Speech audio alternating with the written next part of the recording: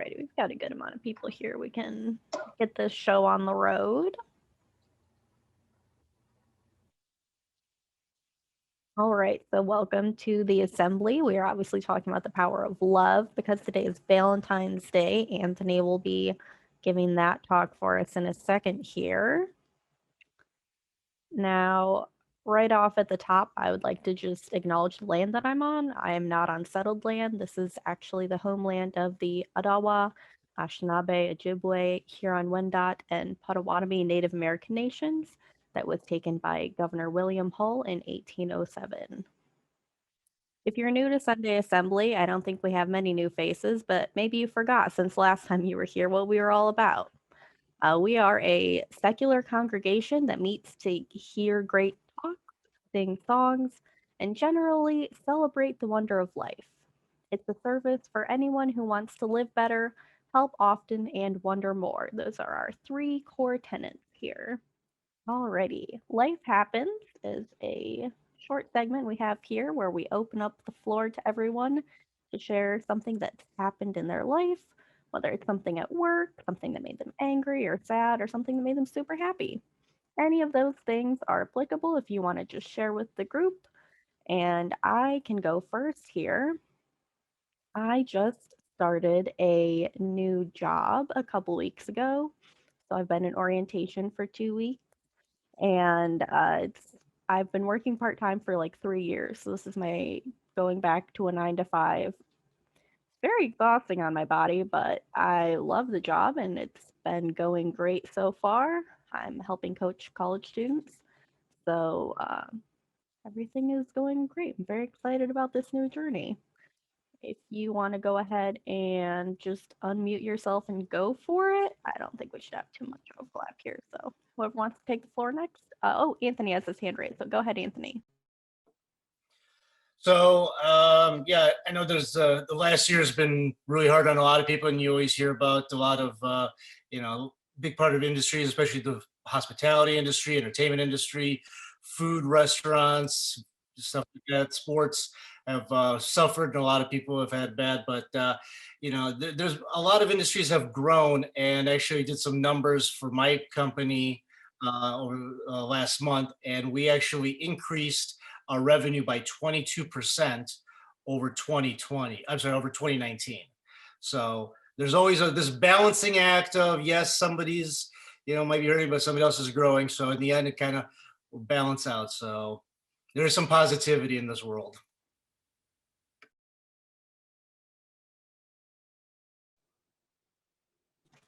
Awesome. We love a positive story. I saw in the chat, first COVID shot last Sunday. Super exciting. Very jealous. Just got the Michigan timetable, so it looks like July or August for me to get my first shot, but fine. I'm working from home now, so want to make sure everyone who needs it more than I do gets it. All right, anyone else?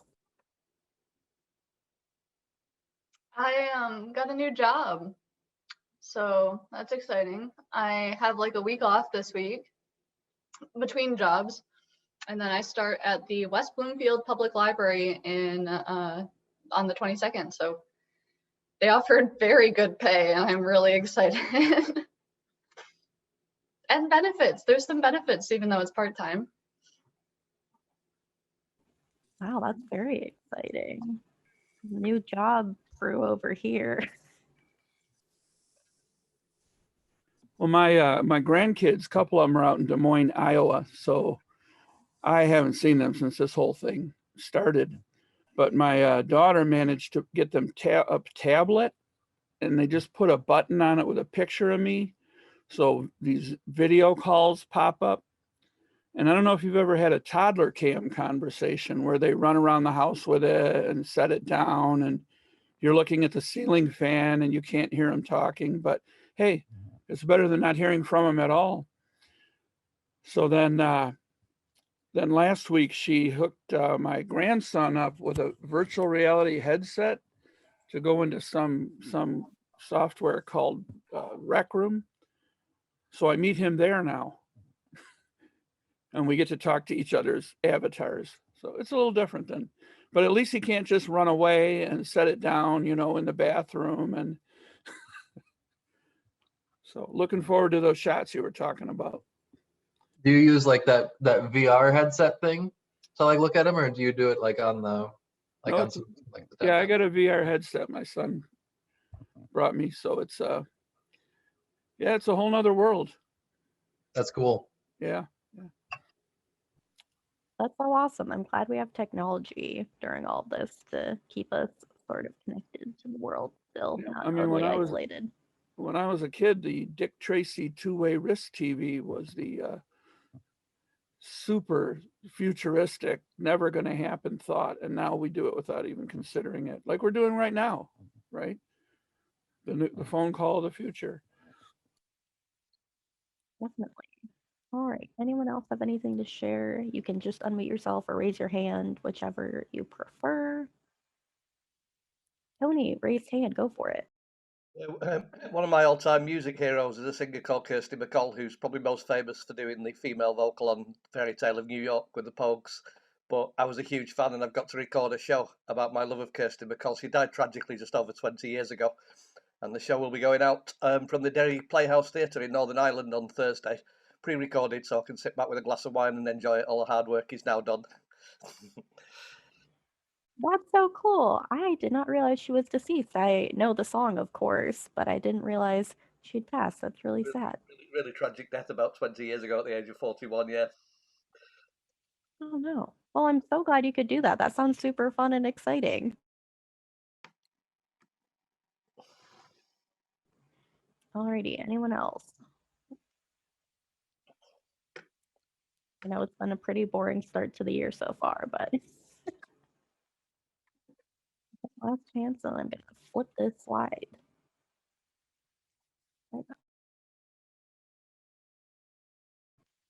Our reading this month is a poem by Tony Hoagland and will be read by yours truly. This was categorized under humorous love poems. So, trying to mix it up a little. Wind Chime by Tony Hoagland. She goes out to hang the wind chime in her nightie and her work boots. It's 6:30 in the morning, and she's standing on the plastic ice chest tiptoe to reach the crossbeam of the porch. Wind chime in her left hand, hammer in her right, the nail gripped tight between her teeth, but nothing happens next because she's trying to figure out how to switch number 1 with number 3. She must have been standing in the kitchen, coffee in her hand, asleep, when she heard it. The wind blowing through the sound the wind chime wasn't making because it wasn't there. No one, including me, especially anymore, believes till death do us part, but I can see what I would miss in leaving. The way her ankles go into the work boots as she stands upon the ice chest, the problem scrunched into her forehead, the little kissable mouth with the nail in it. I just thought that was super sweet, a very genuine reflection of everyday love for your partner. Awesome. Alrighty, the time we've all been waiting for has come to hear Anthony tell us all about how this whole Valentine's Day deal got started. Let's take a look at the power of love, a look at how cultures celebrate. So let's get to the point right away. Valentine started out as Valentine of Tierney. He was born in 226 AD, and he joined the priesthood, elevating to the rank of bishop during the time when Christians were heavily persecuted by the Romans. In those days, Christians were seen as radical leftist liberals. Traditionally, Roman soldiers were not allowed to marry while in service, but Bishop Valentine did it anyway. When Emperor Claudius II found out, he had Valentine arrested, imprisoned, and then executed. Claudius also made an example out of Valentine by cutting his hands off and nailing them to the archway entrance to Rome, warning others of the rule of law. 200 years later, Bishop Valentine became Saint Valentine when he was canonized by Pope Glacius in 496. The role to date February 14th is not really known, but some people believe that it's the day that Valentine was born. Some believe it was the day he was executed, and some believe it was the day he was canonized. No one knows for sure. But we do know that in Christianity, there's a long history of taking over other cultures' holidays as the religion was growing. Saturnalia with Christmas, Harvest New Year with April Fool's Day, and when it came time to create a holiday of romance honoring the most romantic saint, they found it in the pagan festival of Lupercalia. Lupercalia was a 3-day event celebrated between February 13th and the 15th by the Romans, with the intentions of averting evil spirits and to purify the city. They did this by spending 3 days eating, drinking, sacrificing animals, and of course, having mass orgies. Nothing keeps away evil spirits like having a good old-fashioned drunken orgy. The holiday was also called Dies Februatus, which meant purification. And as I'm sure you've all guessed it, that's how we got the month of February. So it's not just Black History Month, it's also purification with the Drunken Orgy Month. Sunday, we might do something next year, but we'll see what happens if we can meet in person. No, I'm just kidding. As Christianity grew within the Roman Empire, by the 5th century, the holiday was deemed unchristian and was outright outlawed. Over the next 1,000 years or so, Valentine's Day was not a very prominent holiday. That all changed in 1375 when author-poet Geoffrey Chaucer wrote a poem, Parliament of Fowls, for the first anniversary of King Richard II and Anne of Bohemia. The poem focused on birds mating rituals. Personally, I think this is also where the terms the birds and bees may have originated from. I have an excerpt here from the original poem, but it is written in Middle English and it's just way too annoying to read. But there is a modern translation which goes, "For this was on St. Valentine's Day, when every bird comes there to choose his match, of every kind that mean may think of, and that huge a noise they began to make, that earth and air and trees and every lake was so full that was every space. For me to stand so full all in one place." Chaucer then went on to write something called the Canterbury Tales, but let's move on. If writers, over time, more legendary authors wrote about romance of Valentines. In Shakespeare's Hamlet, Act 4, Scene 5, Ophelia says, "Tomorrow is St. Valentine's Day, all in the morning bedtime, and I am made at your window to be your Valentine." Then up he rose and donned his clothes and duped the chamber door, let in the maid that out a maid never departed more. John Donne, another famous writer at the time, wrote an epic poem for Lady Elizabeth at her wedding she is the daughter of King James I. And Edmund Spenser's Fair Queen has one of the most infamous lines we know of today when associated with romance poetry. "She bathed in roses red and violets blue, and all the sweethearts and all the sweetest flowers that in the forest grew." Today, we have lots of different forms of entertainment and medias that we translate to. And this is a great graph from the Film Institute that shows between the years of 1910 and 2018, the popularity of certain genres. And as you can see, comedy is definitely a fan favorite. Everybody likes being entertained and brings them out of kind of a depressive mood. And I noticed interesting, there's documentaries are more popular these days, but I think that's because creativity's kind of eluded the entertainment industry. But romance movies have really withstood the test of time, and they continue year after year after year, holding strong. So if writers write, then painters will paint. The work on the left is from Raphael called The Voyage of Galatea in 1511. And on the right, Francois Boucher's 1751 masterpiece called The Toilet of Venus. I don't know why they call it that, but it's French. A favorite symbol of love and Valentine's well after the Roman Empire has ended was Cupid, the Roman god of desire, eroticism, attraction, and affection. Cupid is the love child of Venus, the Roman goddess of love, and Mars, the Roman god of war. But his origins started way back with the Greeks being called Eros, son of Ares and Aphrodite. Romans were great warriors and conquerors, but not very original. They basically took Greek mythology and just renamed all the gods. Having a love mother and a war father made perfect sense for Cupid, since he would violently shoot people with an arrow to make them fall in love.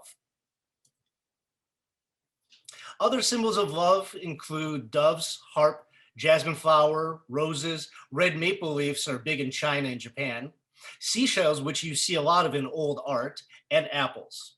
And it is widely believed that it is that apple that inspired the most recognized symbol of love, the heart. So in America, our symbol of love are pretty simple: roses, chocolates, cards, gifts, and such, teddy bears, jewelry. Lexus, if you've seen these year's commercial, apparently that's the thing to get somebody if you truly love them. Let's take a look to see what people in other countries do. Now, in Denmark, Valentine's Day is a relatively new holiday. It's celebrated pretty much since the 1990s, and they don't have many traditions, but one very popular one is actually folding paper, kind of the same way we would fold to make and cut out strategically for snowflakes. They would cut out these cards and write poems for their loved ones. Much like in Denmark, Valentine's Day in Germany is a relatively new concept. Although they've known the holiday, it's just not been very well celebrated. So we don't see too many decades-old holiday traditions as we would in America. However, you can still find heart-shaped candies and sweet Valentines, though this day is really for adults rather than for children. You may also notice lots of pigs on cards and other Valentine's Day themed items, as this animal symbolizes luck and love and luck. Large ginger cookies inscribed with frosted love notes are also popular. French culture, of course, is one of the most romantic, so it's really no surprise that they have some of the weirdest traditions. In France, they had un retrait d'amour, or drawing of love. Men and women would fill houses that faced one another and then take turns calling out to one another and pairing off. Men who weren't satisfied with their match could simply leave a woman for another, and the women left unmatched gathered afterwards for a bonfire. During the bonfire, women burned pictures of the men who wronged them and hurled swears and insults at the opposite sex. The event became so uncontrollable that the French government eventually banned the tradition altogether. While Valentine's Day celebration in the Philippines is similar to celebration in Western countries, one tradition has swept the country and led to thousands of couples sharing wedding day on February 14th. Mass wedding ceremonies have gained popularity in the Philippines in recent years, leading hundreds of couples to gather at malls and other public areas, such as around the country to get married or renew their vows in mass. Originally, Italians celebrated Valentine's Day as the Spring Festival. The young amours gathered outside in gardens and such to enjoy poetry readings and music before taking a stroll with their beloved. Another Valentine's Day tradition was for young unmarried girls to wake up before dawn to spot their future husbands.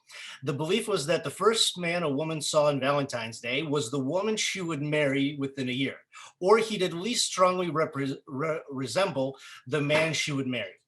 Today, Italians celebrate Valentine's Day with gift exchanges between lovers and romantic dinners. One of the most popular Valentine's gift is Italian baci pergina, which are small chocolate-covered hazelnuts wrapped with romantic quotes printed in 4 languages. You won't find the Welsh celebrating St. Valentine. Instead, people in Wales celebrate St. Dwynwen.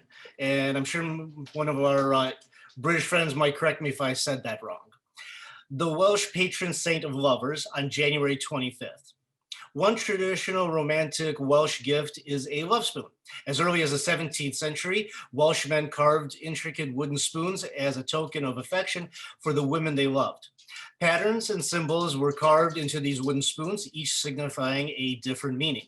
A few examples include horseshoes, which stood for good luck, wheels, which stood for support, symbolize support, and keys, which symbolize the key to a man's heart. Today, love spoons are also exchanged for celebrations such as weddings, anniversaries, and births. In the old days, St. Valentine was celebrated in the Ukraine and later as Valentine's Day of Love. But after communism took over in the 1920s, any holiday associated with religion was either heavily downplayed or completely banned. So Ukrainians, along with other East European nations, shifted celebrating love to March 8th, which is known as International Women's Day, or as they call it, 8 Marta, which literally means March 8th. Since the fall of communism in the 1990s, Valentine's Day has returned, but not as popular as International Women's Day. With Carnival held sometime in February or March every year, Brazilians skip the February 14th celebration and instead celebrate Dia dos Namorados. I tried learning all of these, I really did. Or Lover's Day on June 12th. In addition to the usual exchange of chocolates, flowers, and cards, music festivals and performances are held throughout the country. Gift giving isn't limited to couples either. In Brazil, people celebrate this day of love by exchanging gifts and sharing dinner with friends and relatives too. The following day is St. Anthony's Day, which honors the patron saint of marriage. On this day, single women perform rituals called simpatias in hopes St. Anthony will bring them a husband. On the eve of Valentine's Day, women in England used to place 5 bay leaves on their pillows, one at each corner and one in the center, to bring them dreams of their future husbands. Alternately, they would wet the bay leaves with rose water and place them across their pillows. In Norfolk, Jack Valentine acts as a Santa of sorts for Valentine's Day. Children anxiously wait to hear Jack Valentine knock at their door, and although they don't catch a glimpse of old Father Valentine, children enjoy the candies and small gifts left on their porches. The Qixi festival in China's version of Valentine's Day, and it falls on the 7th day of the 7th lunar month. Though younger generations celebrate the holiday similar to the way we observe Valentine's Day with cards and candies, the Qixi festival predates modern Valentine's celebrations. As the story goes, a cowhand married a goddess and they had 2 children together. However, the woman's grandfather was so upset that his granddaughter had married a mortal, so he sent someone to bring her back. His distressed cowhand and the couple's 2 children chased after the kidnapper, but ultimately failed. The grandfather eventually took pity on the grandson-in-law and great-grandchildren and turned them into stars. Once a year, the family is reunited at the Qixi festival. Is held on the day the 2 stars representing the husband and wife are closest in the sky.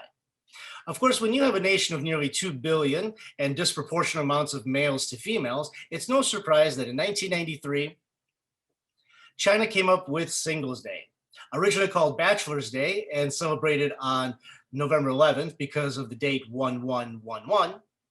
It was only meant for single men, but over the past 10 years, the holiday has exploded in popularity. According to Alibaba.com, which is China's version of Amazon, in 2010, China spent $800 million on this holiday. In 2020, it was up to $75 billion. In most part because the holiday continues to evolve and today becoming more friendship get-together event. Valentine's Day is a very popular holiday for young couples in South Korea. And variations of the holiday are celebrated monthly from February through April. The gift giving starts on February 14th when it's up to the women to woo their men with chocolates, candies, and flowers. The tables turn on March 14th, a holiday known as White Day, when men not only shower their sweethearts with chocolates and flowers, but up the ante with gifts. And for those who don't have much to celebrate on either Valentine's Day or White Day, there's a third holiday, Black Day.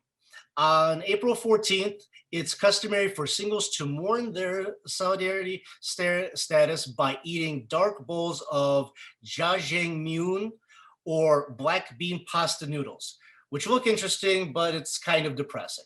So we'll move on. So as you can see, love holidays are celebrated all across the world in some form or another. Some places it's very popular and some it's less popular. But there are 5 countries that are just completely anti-love. Saudi Arabia, Iran, Uzbekistan, Turkmenistan, Pakistan, and Indonesia all have laws that actually ban any form of holiday or public celebration of love. And not surprising, they're pretty oppressive Muslim countries.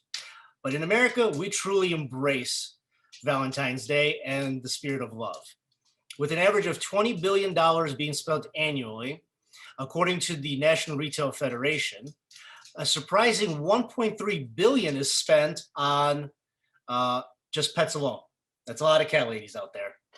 No offense to anyone.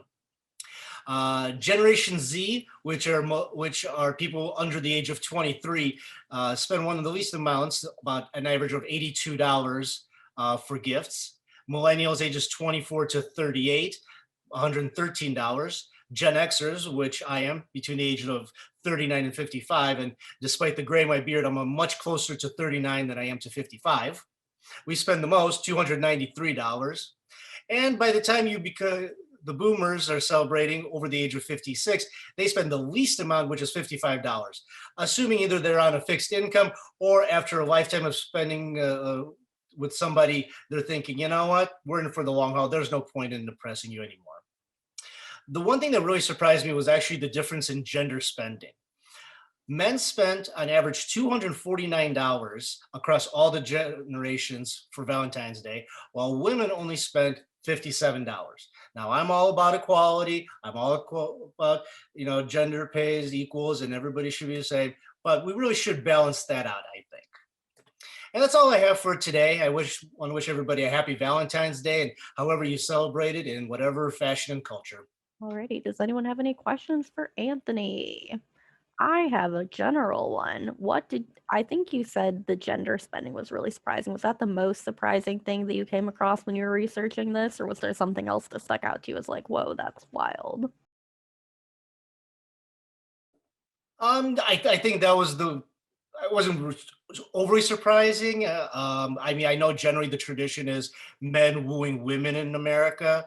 But I guess it was surprising that in South Korea, it's the women that woo the men. So that was just kind of, maybe next year I'll go to South Korea for Valentine's Day.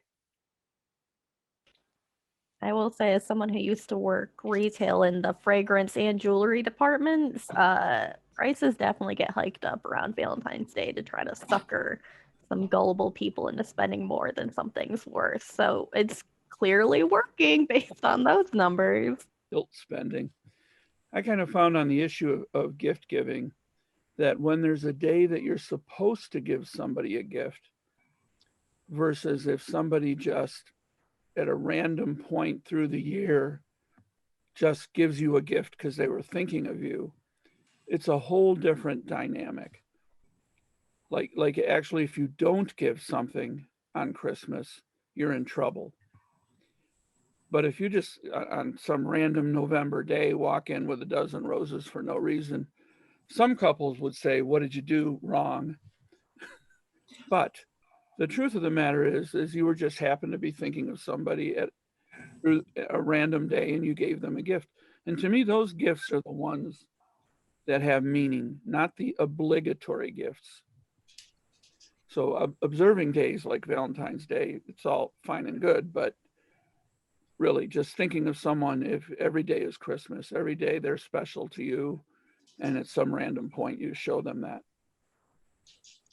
Yeah, the Adam Sandler once famously said, if you wait till Valentine's Day to treat your girl like a princess or a queen, then you're missing out on 364 days. If you guys read the book, 5 Languages of Love, gift giving is one of the languages, so it doesn't have to be only on the 14th. It's an expression of love no matter when you do it. Yeah. Oh, I wanted to add something about the Indian thing. You had a list of 5 countries, but you can add India to that too, because they don't believe in romantic love.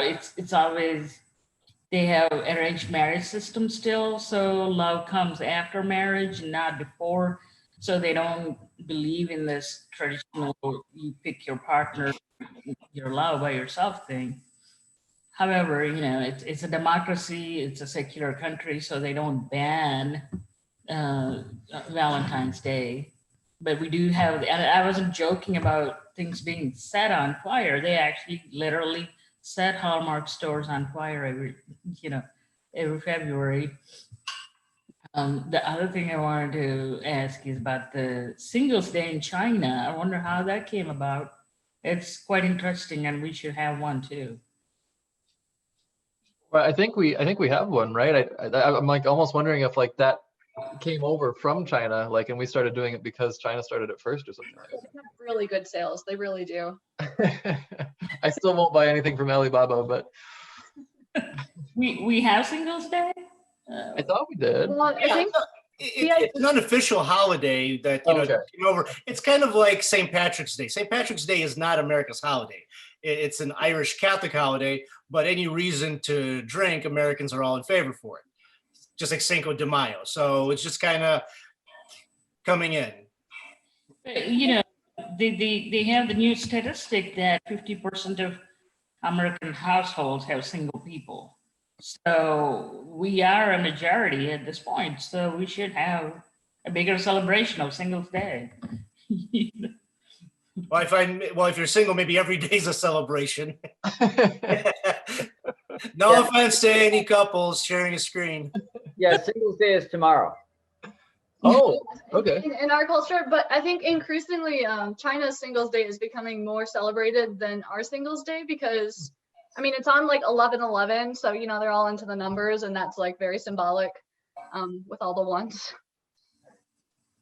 Oh, do we celebrate on the same day as China? No, but we are increasingly, I think, because also we're just an increasingly globalized society, and particularly in our commercialization of everything. If one country, I think, has sales based on a particular holiday of theirs, it becomes more popular. Yeah, I mean, we gotta give China one thing to contribute to the world that we all celebrate. Oh, okay. It is 11/11. Yeah, holidays are always constantly being invented or reinvented, or they kind of evolve. Actually, this morning when I was going through my slides, I realized that I left out an important holiday in America, which is fairly new, which is Sweetest Day. Yeah. Which again, it's kind of like, I still don't really understand the difference. I think somebody just said it's like Valentine's Day Junior, but it could be just something to help boost the economy with more sales. I always thought the Sweetest Day thing was like reversed role of the Valentine's Day. It's kind of like what they do in South Korea or whatever, where it's like supposed to be the women doing stuff for the men or something. Oh no. I always No. thought Sweetest Day was the opposite of Dental Health Day. Yeah, I thought Sweetest Day was specifically oriented around like food and like sweet Oh, treats. okay. Just to echo something that Gregory said before, I teach in adult education, and I was teaching English on what we call an access course, which is for more mature people who want to get into university, and had a group of all women who were in kind of early 30s to early 40s, and we had this conversation about the difference between being given some sort of token present on Valentine's Day, and I argued that a random day is much more romantic because you're not expecting it. But all of the women said exactly the same thing. If the husband came home or the partner came home with a gift on another day, they'd just be completely suspicious that he had something to hide and he was doing something wrong. And just one other quick point. During the lockdown last year, I live on my own, and I had a female colleague from work, who contacted me and asked for my address. So I thought she was going to send me a card or something. And she just turned up one day and left on my doorstep some drinks, chocolates, biscuits, a crossword book. And apparently she went round every one of her friends who lived alone and did something very similar, which I just thought was a wonderful gesture. That is so sweet. Wow. See, I Not bet only a gift giving random is her day. love language. Not only a random day, but random people. I mean, everybody in her life. That was awesome. You talked to VJ about arranged marriages versus the way we do it here, where I think when you talk about romantic love, like I got a tickly feeling in my belly, and then you find yourself taking your vows and saying, I'll love you as long as I have a tickly feeling in my belly, and you become the effect of something that you did not choose or have control of. And I find that as you get older, you find out that love is it's more of a choice than a tickle in the belly. And it's nice if the tickle is there when you make a choice. So kind of the slogan for me and Chris was that we are together because we chose to and because we didn't. You know, we happen to have both of those things, but love is a daily choice. Like a wedding is a day that you declare that you're going to love someone, but a marriage is where you wake up every day and you need to choose it. And if you're an effect of an emotion, then you find yourself in a country where half of the marriages end in divorce, and maybe half of the remaining ones didn't give up and leave, they gave up and stayed. So if you steer love, if you make a choice of it instead of letting it choose you, I find that a more successful path. So this is actually a wonderful lead into the Wine with Ted that we're having coming up. I think it's this week or the next, where there's actually one talk about that, about how she talks about the language of love and how there's a lot of things like falling into and this and that, where it's like it's a thing that happens to you without your consent. And she talks about, just like you're saying, kind of how dangerous that can be when you don't have the control over it. So it's a really interesting thing, and I'd love to chat with you guys about this at the Wine with Ted when you guys all show up to the Wine with Ted. Thursday. I think one of the reasons it can Nice plug. is because when it hits you, it may be because you connect really well with someone because they're familiar to you, and familiar meaning family. And if you came from a dysfunctional family, well, do the math. So this thing happens. But anyhow, that sounds like interesting. So that's coming up, huh? Yeah, we're actually going to get to announcements and new events coming up quickly here. So I'll go ahead and jump back into this. Also, just a quick note, divorce rate in America is 14.9% right now. We're at an all-time low. So things seem to be working out for everyone, which is great to hear. Actually, yeah, just really quickly comment on that. I read a couple of years ago, one of the reasons why the divorce rate has gone down in America slightly was because millennials are not opting for divorce as fast as their parents did. Because so many millennials grew up with not just once divorced parents, but sometimes 2 or 3 times divorced parents. And so that's why the whole dating structure for millennials has changed. And also when they do actually get married, they kind of make it try to work so that they don't end up with like their parents. Yeah, it's definitely a factor. Encouraging numbers. Go millennials. I didn't know it was down to 14% though. That's encouraging. Yeah, new data came out November of 2019, I was reading.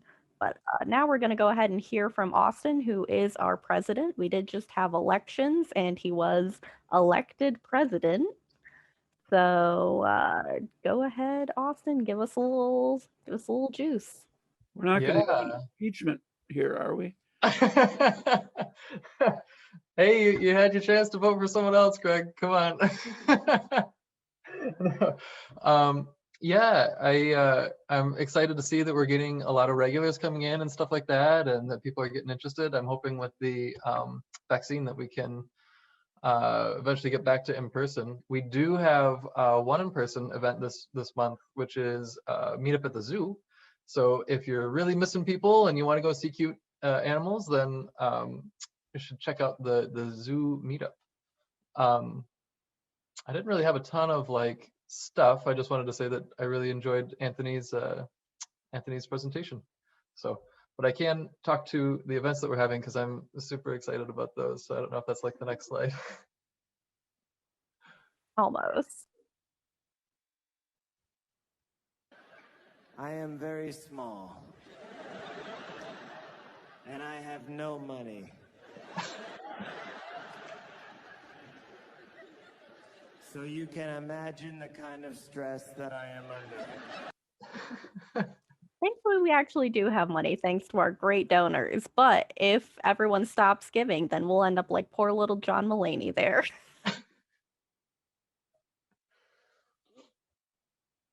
Okay, here's the announcement slides. Okay, so actually this one's yours, CJ. So if you wanted to talk it up.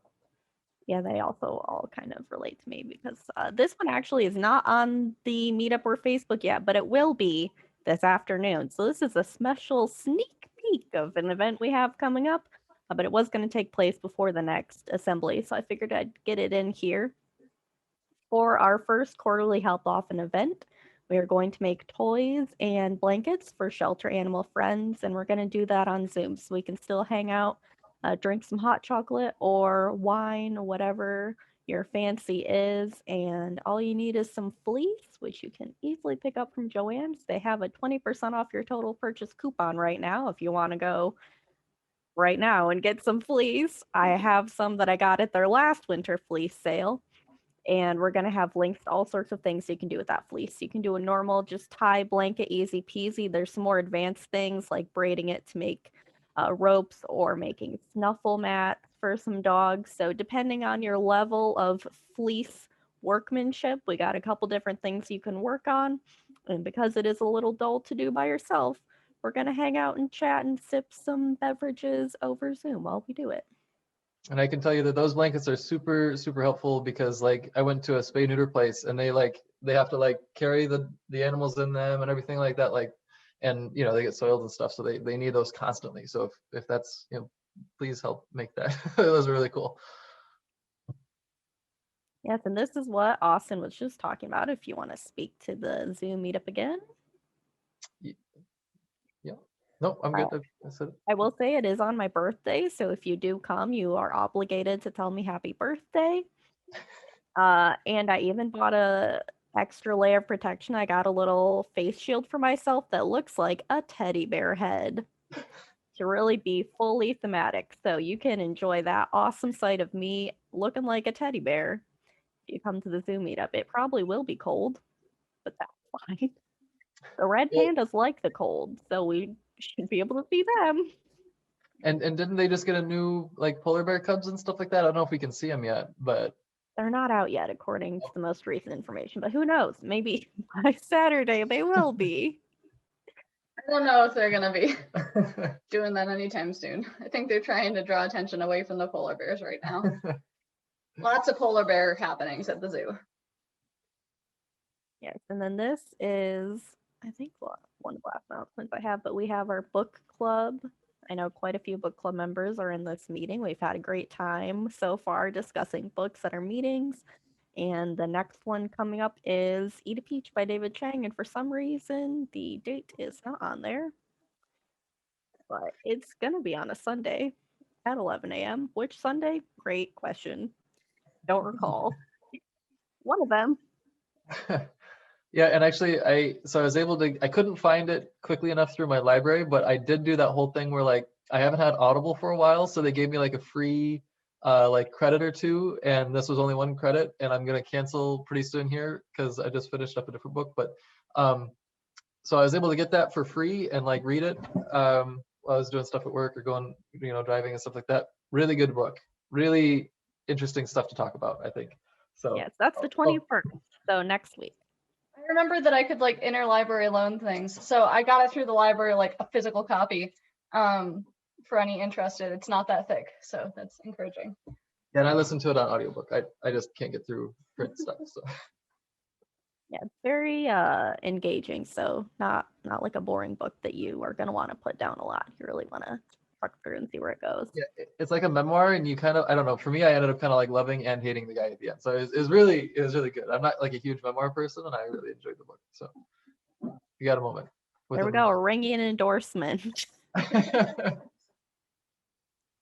And then we have some committee meetings coming up here at the Assembly Committee. So if you have some feedback about how you think Assembly should be going, feel free to meet with us then. That's at 7 p.m. on the 15th, so tomorrow. American Singles Day, as we've just learned.